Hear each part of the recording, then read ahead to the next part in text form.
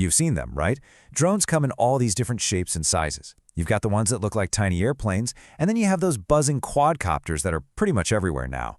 Well, those different looks aren't just for show. They point to some really fundamental differences in how these things fly, what they're good at, and what they're not so good at. So let's dive in and break down the three main faces of drones, and really get into what makes each one tick. So yeah, why so many different kinds? Well, it really boils down to a classic case of trade-offs in engineering. You just can't build one machine that's a master of everything. Every single design you see out there is a tailor-made solution for a specific job, which means it's always balancing a huge strength against some kind of limitation. Okay, so let's get right down to it. At the highest level, you can split almost all drones into two big families. On one hand, you've got your rotorcraft. Think helicopters, quadcopters. These guys are all about precision. They can pop straight up into the air and just sit there, hovering. Then on the other hand, you've got your airplanes. These are the marathon runners, the champions of endurance. They're built to fly fast, fly far, and stay up for a long, long time. And honestly, getting this one core difference, that's the key to understanding everything else we're going to talk about. All right, first up, the airplane, or what we call a fixed-wing drone. This is your long-distance ace. I mean, they're basically built on the exact same principles as the jumbo jet you might fly on vacation, just, a lot smaller and with no pilot inside. So the magic of an airplane drone is all in the wings. Once it gets up to speed, those wings generate lift almost effortlessly, making it super energy efficient. That's why they can stay in the air for so long and cover huge distances. But here's the trade-off, right? They can't just stop and hover, no way. And they need some space, like a runway or a launcher, to get going. There is a huge silver lining, though. If the engine cuts out, it doesn't just drop like a rock. It can glide.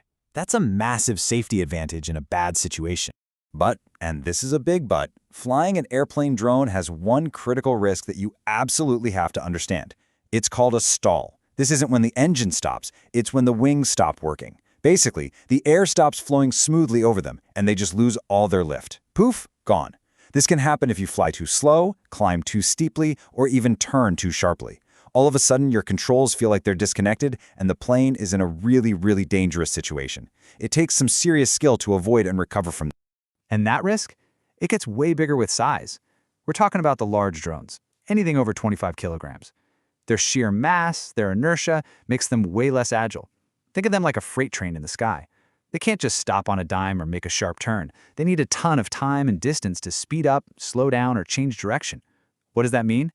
It means you have to plan your flights with huge safety margins, no cutting corners. Okay, moving on to our next type, the helicopter. If the airplane is the marathon runner, the helicopter is the surgeon. It's an incredible piece of mechanical engineering, all designed for one thing: pinpoint precision. So unlike a plane, a helicopter doesn't need a runway. It goes straight up. It can just hang there, motionless in the sky, and move around slowly with amazing control. This makes it absolutely perfect for jobs that need a super stable platform up close. Think Hollywood-level cinematography with heavy cameras, or precisely spraying crops in a field. So how on earth does it pull off that kind of control? Well, that one huge main rotor is actually really efficient at creating lift. The tricky part is controlling it. You need some seriously complex mechanics. There's this thing called a swash plate that tilts the main rotor blades to let it move in any direction. And that little rotor on the tail is not just for steering. It's constantly working to stop the whole helicopter from spinning itself into a frenzy. It's like a delicate, high-stakes mechanical ballet. And yep, you guessed it. Just like with airplanes, size makes a big difference here too. A large helicopter has a lot of inertia. So when you're trying to do that signature move, the stable hover, you can't just react to the wind pushing you around. You have to think ahead. You have to make your control inputs before the helicopter even starts to drift, because that big, heavy machine takes a moment to respond. It's all about anticipation. All right, that brings us to the one you've probably been waiting for, the drone that pops into most people's heads, the multi-rotor. What's so clever about this design is that it takes the idea of a helicopter but completely revolutionizes it. It ditches all those complicated moving parts and replaces them with pure, smart electronics. The concept behind it is just genius in its simplicity. Instead of one giant complex rotor system, you just have several smaller, simpler ones. And get this, every single movement, up, down, forward, sideways, turning, it's all controlled just by tweaking the speed of each individual propeller. That's it. Let me break that down for you. Want to go straight up? All the motors spin faster together. Simple. Want to move forward? The props in the back speed up, the ones in the front slow down, and the whole thing tilts forward and zooms off. And to rotate on the spot, it just cleverly adjusts the speed between the props that spin clockwise and the ones that spin counterclockwise. It's all managed by a little computer, a flight controller, that's making thousands of these tiny adjustments every single second. It's incredible. And this is where we get our quadcopters with 4 rotors, hexacopters with 6, octocopters with 8, and so on. Now, adding more rotors isn't just for looks. It means more power, so you can lift heavier stuff. It also means more safety, what we call redundancy. If one motor gives out on an octocopter, the other 7 can usually work together to bring it down safely. So what's the catch? Well, this whole system is really unstable on its own. It's the computer that's keeping it in the air. And all those motors spinning like crazy, they chew through battery life. That's why multi-rotors have much shorter flight times than an airplane. Okay, so we've got the airplane, the helicopter, and the multi-rotor. With those 3 in our heads, how in the world do you pick the right one? Well, it all comes down to one thing. What's the mission?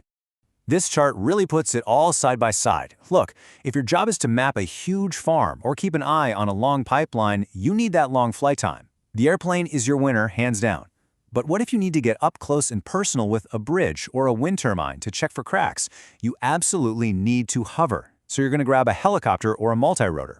See, each one is a specialized tool. You wouldn't use a hammer to turn a screw. Same idea here. The right choice is always about the task at hand. So this all leads to the one big, obvious question, doesn't it? Do we really have to pick just one? Is it impossible to get the best of both worlds? I mean, couldn't we build something with the endurance of an airplane that can also take off and land like a helicopter? Well, the answer is a big, exciting yes. The future is absolutely hybrid. They're called powered lift aircraft, or you've probably heard the term VTOL. That stands for vertical takeoff and landing. The idea is amazing. These rotors to lift straight up, just like a multi-rotor, but then they transition in midair and fly forward using wings, just like an airplane.